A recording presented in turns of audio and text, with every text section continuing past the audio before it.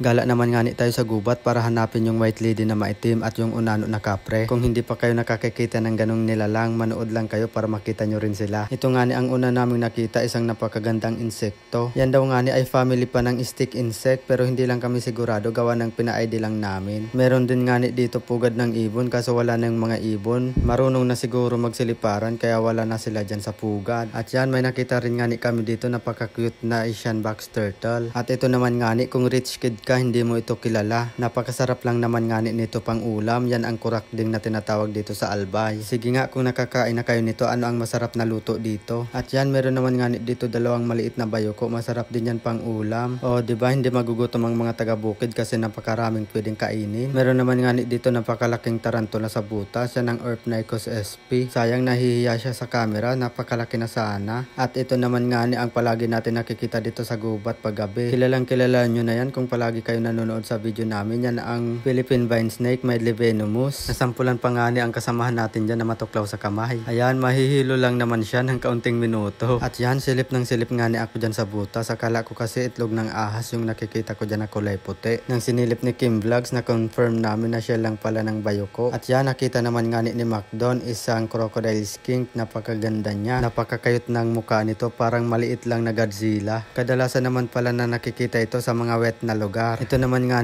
pala ang ipis dito sa gubat. Hindi ito katulad ng mga ipis na nakikita natin sa ating mga kabahayan. At yan, may nakita naman nga ulit tayo dito, isang Asian vine snake or Philippine vine snake, may Levenomous. Palagi ganitong mga ahas ang nakikita natin ngayon. Sana sa mga susunod na herping natin, ibang ahas naman ang makita natin. May nakita naman nga ako dito, napaka-cute na mushroom at bayoko. O diba, napakagaling ng nature. Dito naman nga sa malaking puno, meron din malaking huntsman. Yan ang Heterophoda. Sinlaki na nga yan ang aking palad. At yan, may nakita naman nga ako dito, isang tarantula sa ilalim ng bato. Yan ang Orpnicos sp. At ito naman nga sa isang butas, napakaraming langgam. Ayan ang mga puti na daladala nila. Yan pala ang mga itlog nila. At may nakita naman nga kami dito, isang maliit na ahas. Yan naman ang Bornean Killed Pit Viper or North Philippine Temple Pit Viper, Turbidolymus sabanulatus. Makamandag naman ang ahas na ito, pero kung marunong ka mag-handle ay hindi naman yan basta-basta manunuklaw. Ito naman nga akala namin kahoy nang nasa malayo pa kami, kaso lang bigla siyang gumalaw. Kaya nilapitan namin. Yan naman ang reticulated python, Malayo Python reticulatus. Yan naman ay walang kamandag pero matatalim ang kanyang ngipin. At ito naman nga ang pinakakakaibang nilalang na nakita namin dito sa gubat, palutang-lutang. Yaks! At meron naman nga dito napakalaking bullfrog. Ito talaga ang masarap pang ulam. Hindi yung palutang-lutang sa tubig. At yan, tapos na nga kami mag-herping. At ito naman ang isnaka namin, binangkal. Sige nga, comment nyo ang binangkal recipe para makita ko.